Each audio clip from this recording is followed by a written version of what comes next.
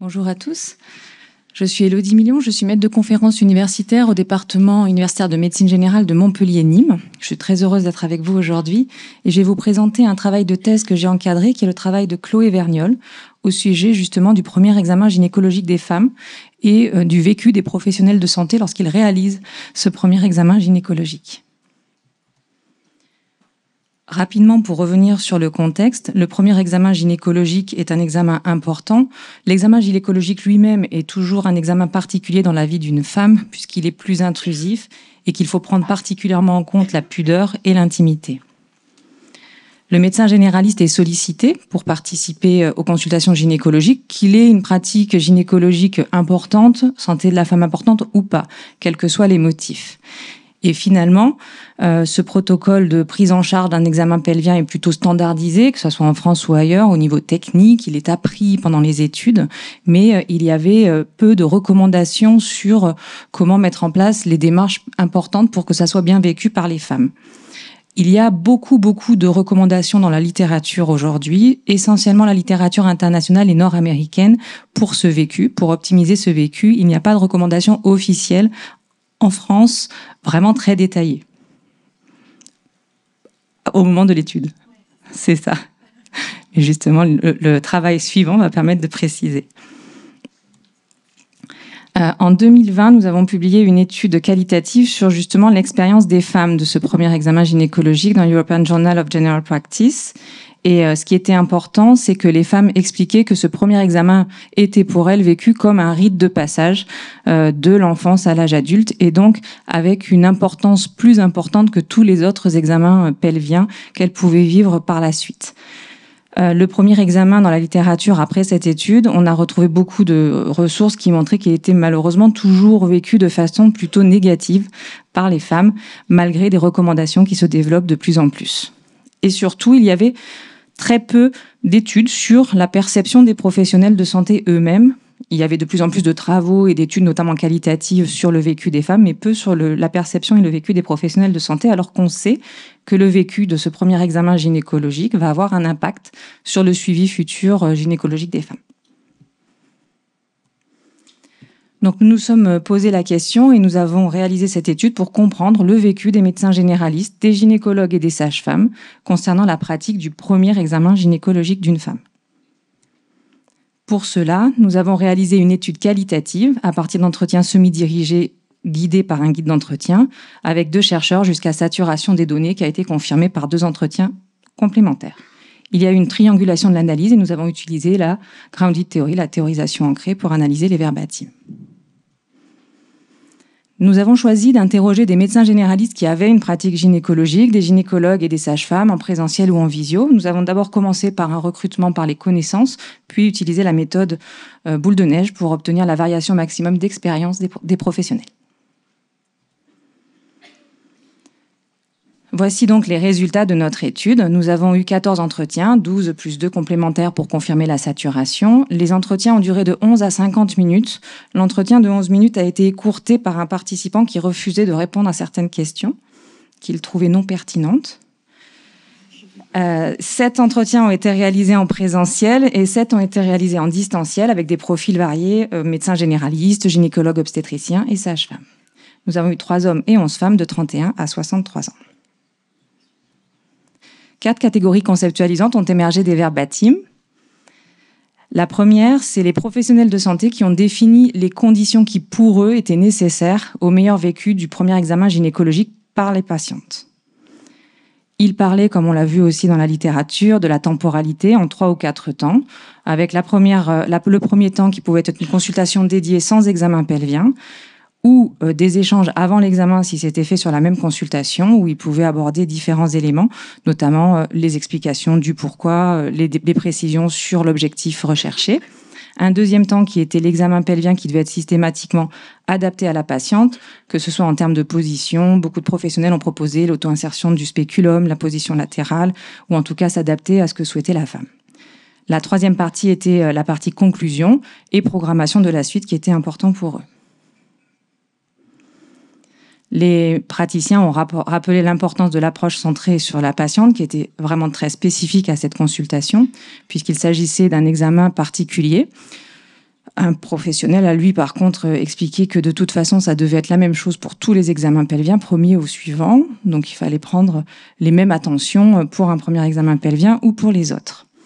Ils s'attachaient à observer le comportement verbal et non verbal de leurs patientes et aussi à adapter le leur en écho à leur perception. Ils expliquaient que pendant cette approche, il était indispensable d'aborder la notion de consentement à l'examen, même s'il avait été donné en premier, et de s'attacher à préserver la pudeur et bien sûr la confidentialité, surtout quand c'était des jeunes femmes accompagnées en consultation. L'organisation du cabinet devait être rassurante pour préserver la pudeur en termes de luminosité, ambiance sonore. Il y a eu beaucoup d'exemples divers et variés possibles. Il revenait vraiment sur l'importance du spéculum jetable et de la zone de déshabillage séparée pour préserver justement spécifiquement la pudeur par rapport aux professionnels pendant le déshabillage, mais aussi par rapport à l'accompagnant. La deuxième catégorie conceptualisante, dans cette catégorie-là, les professionnels expliquaient que finalement leur vécu de cet examen était très dépendant de facteurs bien sûr personnels, mais également externes. L'histoire de vie était importante, notamment la parentalité et le fait d'être par exemple parent d'adolescents ou de jeunes femmes. Et du coup, ça jouait beaucoup sur leur perception et leur vécu de l'examen. De la même façon, leur propre expérience en tant que femme médecin de leur premier examen gynécologique était importante, de même que les apprentissages, adaptés ou non, pendant leur formation en santé de la femme pendant leur cursus. Leur expérience professionnelle ensuite leur permettait de développer des compétences complémentaires. Les caractéristiques propres aux praticiens étaient aussi abordées, avec notamment la question du genre, qui n'est pas toujours retrouvée dans toutes les études, mais en tout cas pour les professionnels. Quand ils étaient un homme, ils faisaient particulièrement attention à préserver au maximum la notion d'ambiguïté possible lors des examens, et pour eux particulièrement lors du premier examen pelvien. L'expérience professionnelle du premier examen, c'est-à-dire plus ils en faisaient, plus ils étaient à l'aise et plus ils pouvaient justement accompagner la patiente de façon adaptée. Pour eux, la consultation elle-même conditionnait aussi leur vécu, pourquoi les patientes venaient, par qui elles étaient accompagnées, la patiente elle-même, son histoire de vie, notamment des difficultés lors des situations d'antécédents de violence ou de situations de violence même pendant l'enfance, la patiente qui pouvait être anxieuse, ils s'adaptaient systématiquement à ça. Ensuite, ils expliquaient qu'ils se trouvaient finalement plutôt satisfaits de leur prise en charge. Ils avaient un sentiment d'utilité puisqu'ils mettaient en place au cours de cet examen des actions de prévention. Ils pouvaient tisser une relation de confiance et surtout, ils trouvaient que c'était important pour initier un suivi ultérieur pour la femme. Les professionnels engageaient aussi leurs responsabilités et pour eux, c'était quelque chose d'extrêmement important. Selon comment se déroulait l'examen, le premier examen, du coup, ils avaient un impact très important sur le futur, mais pas uniquement sur le suivi gynécologique, comme je vous l'ai expliqué avant, également sur sa vie intime et la vie sexuelle des femmes dans l'avenir. Les professionnels étaient bien sûr valorisés par la confiance que leur donnaient les femmes, que ça soit eux spécifiquement, personnellement, qui puissent faire l'examen et leur premier examen pelvien. Les sentiments qui en découlaient étaient plutôt variés. Certains étaient très satisfaits, reconnaissants. D'autres étaient plus détachés. Les consultations spécifiques, par contre, pouvaient rendre difficile ce premier examen selon les contextes, comme par exemple des patientes qui pouvaient présenter des troubles psychiatriques, des accompagnants qui pouvaient être problématiques lors de la consultation, envahissants ou nuire à la relation, certains motifs de consultation dans des situations de violence, de déni de grossesse, et particulièrement tous les antécédents de violence qu'avaient pu vivre les femmes pouvaient rendre ces consultations plus délicates. Les professionnels au cours de l'examen étaient très attentifs au déroulement de la consultation. Ils s'attachaient à la communication non verbale, beaucoup d'échanges au niveau des regards avant, pendant et après l'examen. Bien sûr aussi au niveau de la communication verbale, soit par les femmes qui pouvaient exprimer directement leurs ressentis, ou si c'était pas le cas, ils les questionnaient facilement justement pour s'assurer que tout se passait bien. Donc finalement, ces résultats nous ont permis de comprendre le vécu des professionnels qui réalisent des premiers examens gynécologiques. Et les pratiques qu'ils ont décrites étaient plutôt cohérentes avec ce qu'on retrouve dans la littérature en termes de bien vécu. Leurs émotions étaient finalement moins étudiées dans la littérature, notamment la notion de valorisation, d'utilité, de responsabilité et l'influence forte de la vie personnelle. À partir de ces résultats, en association avec la première étude que nous avions réalisée auprès des femmes et qui a été publiée, nous avons souhaité regrouper un petit peu la littérature, les femmes, ce qu'elles nous ont livré, et également ce que nous ont livré les professionnels pour étoffer les recommandations que nous avions faites en 2020. Et on a proposé cet élément-là. L'idée étant de pouvoir aider les professionnels à être plus à l'aise pour pouvoir initier un suivi ou en tout cas optimiser sa pratique afin que nous puissions accompagner les femmes de façon le plus adaptée possible. Il faudra bien sûr d'autres études, mais il y en aura une autre juste après qui va parler de choses très intéressantes pour pouvoir évaluer et valider ces propositions.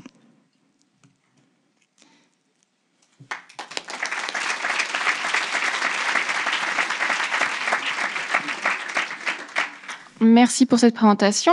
On va passer aux questions. Est-ce que quelqu'un a une question tout devant là?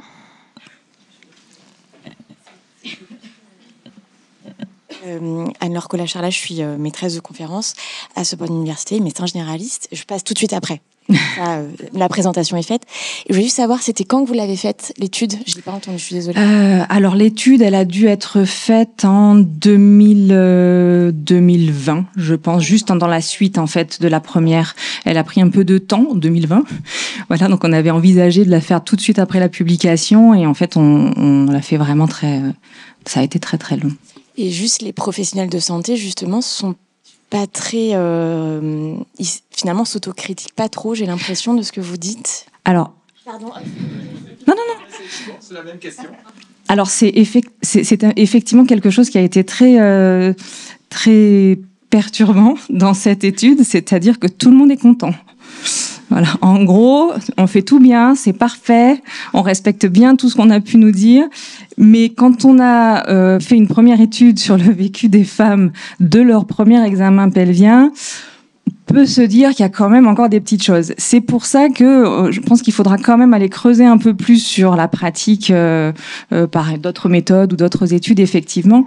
Après, beaucoup disent, alors ils font tout bien. Il y a quand même des professionnels qui ont clairement dit je suis médecin, je suis pas là pour faire du sentiment, faut faire l'examen, on y va et puis c'est fini. Hein. On a quand même eu on va dire des discours un peu moins consensuels. Après, ils étaient tous en train de dire ce qu'il faudrait faire dans l'idéal, comment il faut faire, ce qui est le mieux, ce qu'ils essayent de faire, mais ils rapportaient aussi beaucoup de difficultés, notamment des difficultés relationnelles pour les parents d'adolescents, par exemple, des difficultés relationnelles quand ils étaient médecins traitants. C'est-à-dire que finalement, quand ils étaient médecins traitants, ça pouvait les aider, mais ils avaient du mal à voir grandir les adolescentes et pouvoir passer sur un examen pelvien. Ils avaient du mal à s'assurer que l'adolescente puisse avoir vraiment la confidentialité par rapport aux parents qui l'amenaient. Il y avait beaucoup de choses qui étaient plus difficiles, mais par contre, c'est vrai qu'ils étaient plutôt consensuels, même s'il y avait plein de choses extrêmement riches. Là, c'est vraiment un gros résumé sur ce qu'il était dans l'idéal recommandé de faire pour que ça se passe bien, et c'est ce qu'on a voulu retranscrire là-dessus.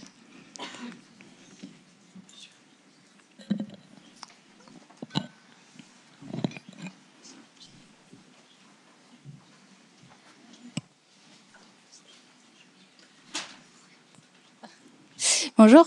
Donc moi j'aurais une question. Bonjour. En fait, je suis intéressée par les questions auxquelles les répondants ont refusé de répondre car ils jugeaient justement un peu pas utiles ou pas appropriées. Alors notamment, comment vous vous sentez lors de l'examen pelvien d'une femme quand vous allez justement réaliser un premier examen pelvien, quelles sont vos émotions, comment vous vous sentez? La plupart ont répondu alors il faut que je fasse très attention, parfois je suis un peu anxieux, je suis confiant parce que j'ai l'habitude, ou je me sens valorisée parce que c'est à moi qu'elle fait confiance, et d'autres ont dit c'est quoi cette question? Pourquoi vous me posez cette question? Je suis médecin, je suis professionnel, j'ai pas à ressentir quelque chose particulièrement. C'était surtout des questions, voilà. Les questions techniques n'ont pas posé vraiment de problème. C'était vraiment quand on s'interrogeait vraiment à leur vécu, à ce qu'ils ressentaient justement en termes, lors de l'examen, est-ce qu'ils étaient en difficulté, ou même lors de ces consultations, ces premières consultations et des relations avec la femme. Le côté technique n'a pas été problématique. Encore une question devant.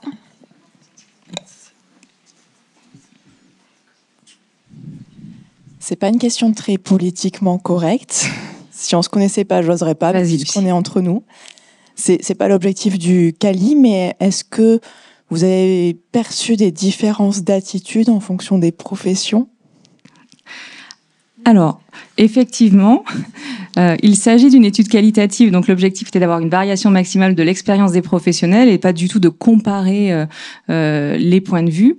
Mais finalement, on était très content aussi d'avoir des professionnels qui n'étaient pas du tout dans les mêmes schémas que les autres, puisque ça nous permettait vraiment de pouvoir dire qu'on était sur la variation maximale d'expérience. C'était pas les professions les plus représentées aujourd'hui, quoi. Voilà, qui étaient les plus opposés. Mais il y avait aussi dans chaque profession des professionnels qui étaient un peu plus à l'aise, d'autres qui étaient moins à l'aise, d'autres qui avaient besoin de se mettre plus en retrait, y compris chez les médecins généralistes. Et des questionnements sur le genre qui n'étaient pas non plus uniformes systématiquement. Quand on avait fait l'étude chez les femmes nous ont dit, alors il y avait d'autres données dans la littérature qui disent le contraire, mais que finalement ils s'en fichaient de savoir si c'était un homme ou une femme. Il fallait surtout que ça se passe bien, qu'elle soit en confiance, que ce soit quelqu'un qu'elle connaisse et que tout se passe bien et que finalement le genre était moins important que tout ce qu'il y avait autour. Pour les médecins, juste, il y a d'autres études qui disent le contraire, que les femmes préfèrent être prises en charge par des femmes. D'autres études qui disent que finalement, peu importe, c'est surtout quelqu'un qui les suit depuis longtemps, ça va bien. Et là, les médecins, pour eux, c'était particulièrement important, probablement sur le côté médico-légal, c'est-à-dire de pouvoir vraiment mettre de la distance. Ceux qui ont abordé la question du genre étaient des hommes, parce que justement, ils avaient besoin de discuter sur si je suis un homme que j'examine une femme, je fais très attention à ce qu'il n'y ait pas d'ambiguïté, que ce soit dans la consultation, dans l'examen, et du coup, je reste très en retrait, très professionnel pour protéger aussi la patiente. Mais il n'y a pas de quantitatif, Lucie, sur cette étude. La variation maximale d'expérience permet d'avoir les points de vue divers, justement. C'était juste pour avoir une tendance. Je n'en dirai pas plus. Merci. On a encore le temps pour quelques questions. Donc toujours médecin généraliste et toujours à Lille. Est-ce que vous avez eu du mal à recruter des médecins dans l'étude? Parce qu'il n'y en avait pas beaucoup, je crois. Je crois que c'était 6 et 7. C'était à peu près pareil, gynéco-obstétricien et médecin généraliste. Alors, non, pas vraiment, puisque en fait, comme j'ai la chance d'être responsable du pôle femmes-mères-enfants sur mon département, j'ai déjà beaucoup de contacts et eux ont fait d'autres contacts par méthode boule de neige. Donc, on n'a pas trop eu de difficultés. Ils étaient tous plutôt d'accord. D'autres casquettes, je suis également président de la formation médicale sur mon secteur. Et au cours de formation gynécologie, quand on pose la question qui fait encore des examens gynéco, il y a 2, 3 mains qui se lèvent sur 30, 40 personnes. Vous parlez des hommes, du coup? Des médecins. Des médecins, d'accord. Des médecins généralistes. Médecins généralistes. Alors, en fait... Donc, du coup, les médecins qui ont répondu sont probablement des médecins qui pratiquent régulièrement. Alors, on avait fait le choix, pas qu'ils pratiquent forcément régulièrement, mais qu'ils aient une pratique de l'examen pelvien. Les médecins généralistes, par exemple, qui ne faisaient aucun examen pelvien, il y en avait eu dans ceux qu'on avait contactés, ils n'ont pas été recrutés. On avait fait le choix, pour pouvoir discuter de leur vécu du premier examen pelvien, il fallait qu'ils en fassent quand même de temps en temps. Donc, forcément, mais on n'a pas eu trop de difficultés à recruter. Il y a quand même beaucoup de médecins généralistes, même s'il y a beaucoup de gynécologues obstétriciens et de sages-femmes autour de Montpellier, il y a beaucoup de médecins généralistes aussi qui font de la santé de la femme et on a été aussi en distanciel. Donc on a pu aussi élargir un petit peu plus. Est-ce que quelqu'un a une dernière question?